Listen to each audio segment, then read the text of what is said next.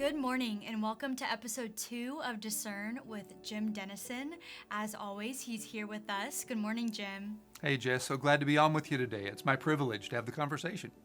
Just as a reminder, we're going to be spending the next few weeks giving our audience a picture of what Discern is all about.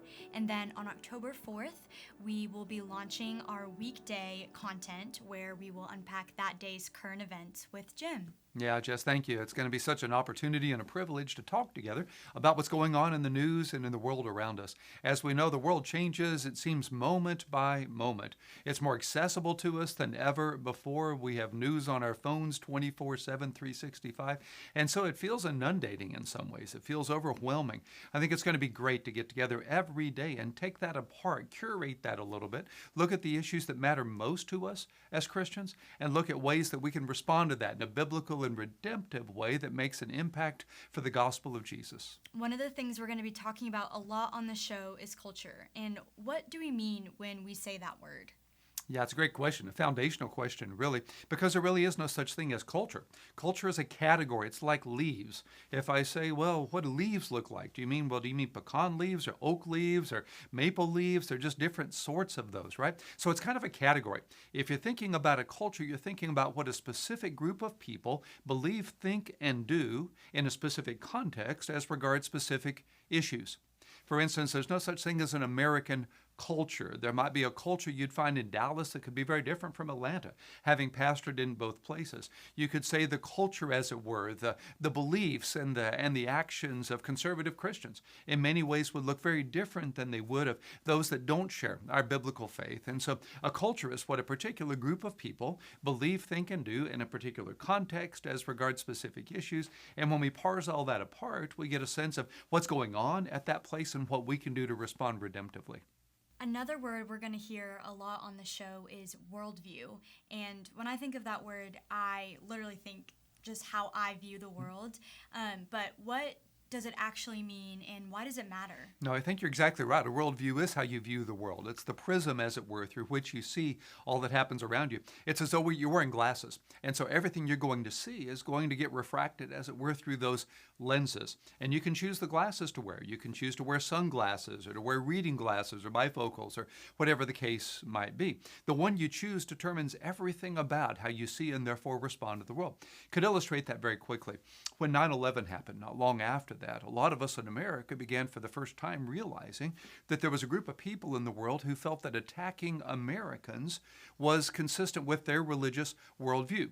So I spent some time studying that, actually wrote a book about that, about radical Islam, and I learned that there actually is a group of people. They're what's called Wahhabi Muslims. They come out of an approach from a person named Sayyid Qutb. They believe that Americans, in particular, and the West in general, has been attacking Islam since the Crusades.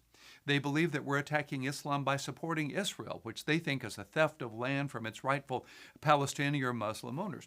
Well, it says in the Quran, in Surah 2, verse 190, that Muslims are required to defend Islam. And so Osama bin Laden and Al-Qaeda or the Islamic State believe that they are required to attack Americans to defend Islam. So 9/11 wasn't an unprovoked attack on innocent Americans, they would say. It was a defense of Islam, striking back at the heart of Western Crusader imperialist aggression. They would say the Twin Towers represent the financial and the Pentagon's the military and the White House would be the political. Now that's a very small percentage of the Muslim world. According to Gallup, it might be 7% at most. I'm not at all suggesting all Muslims believe that. It's a very small percentage that do, but I'm illustrating worldview. This worldview held by Al-Qaeda and ISIS and other jihadist groups believes that attacking Americans, whether it's in Afghanistan or in America, is a defense of Islam required by the Quran. It just illustrates the power of a worldview to literally change the world. And that's why understanding your worldview, knowing what glasses you're wearing, is so critical every day. Jim, I really like what you said about how, when you explained worldview, that it's kind of like we're all wearing different glasses. And I'm curious, can we choose the glasses that we wear? Can they change? How do we know what kind of glasses we're wearing? No, it's a great question. How do we develop the worldview? How do we choose the glasses that we're wearing at a particular moment in time? There are really three ways that we know everything we know, are the intuitive, the practical, and the rational. Some of what we see the world through is how we feel it. It's how it emotes for us. It's just kind of the sense that we get of it. We like it, we don't like it, we feel it. So some of it is intuitive. It's the music we listen to, it's the videos that we consume, it's the movies we go to, all of that. A second part's pragmatic. It's the circumstances we've had. It's where we're born. It's who our family is. It's the environment around us. You wear sunglasses because it's bright outside, because the sun is up. So some of it's practical. Some of it's chosen rationally. It's studying the Bible. Or in the case of a jihadist, it would be their version of the Quran, their understanding of that. It has to do with what you've reasoned through in your educational experiences and in how you've tried to process the world rationally. So all of that goes together. How we feel, what we've experienced, and how we're thinking, all of that contributes to the glasses that we wear on any given day. As you said, there are so many worldviews, and here at Discern, we're interested in the biblical worldview. So what is a biblical worldview? Absolutely. It could have a very long conversation, obviously, about this. It would take me 16 weeks of my seminary courses to teach what we'll do here in a couple of minutes. But to boil it all down very quickly, I would say four things, four principles that really make what we would call a biblical worldview. The first is the claim that the Bible is truth. Not just that it's true, but that it's truth, that it's the revelation of God, that every word is inspired by the Lord, and that it's absolutely trustworthy. Second, Jesus is Lord. He was born of a virgin, lived a sinless life, died on the cross, rose from the dead. He will ascend into heaven. He'll return one day. He's on his throne, and he is Lord. That's the central affirmation of the Christian faith, is Jesus is Lord, or Jesus is my Lord. I baptized lots of folks over the years, and I always ask them, what's your declaration of faith? And they'll say, Jesus is Lord. You find that on the catacombs. In ancient Rome, that declaration in Greek, Jesu Kyriou, Jesus is Lord. The third is that salvation is by grace through faith.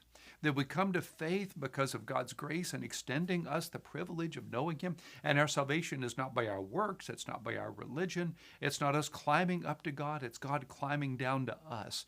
Religion climbs up to God. In Christianity, God climbs down to us. So salvation is by grace through faith. And last, we are called to reach the world. We are commissioned to make disciples of all nations. We're to be Jesus' witnesses in Jerusalem, Judea, Samaria, to the ends of the earth. So you and I, every believer, is called to share the good news that the Bible is truth, that Jesus is Lord, that salvation is by grace through faith. We're commissioned to share that with the world. Those four principles, I would suggest, make up the contours of a biblical worldview. Well, that's all we have for y'all today. On our next episode, we are going to talk about and discuss how Christians historically have responded to culture. Yeah, Jess, I'm excited about that. Not everybody understands that there are a variety of different models Christians have followed over the years, a variety of different ways that Christians have done this, 5 particularly, specifically, that we're going to get to unpack together, and then we'll see how each of them relates to us in our personal lives and in the use of our influence in a way that would honor our Lord. Well, I can't wait for the next episode, Jim. And just as a reminder, on October 4th, we will be here every weekday to unpack the news with a biblical worldview. Until next time, bye, Jim.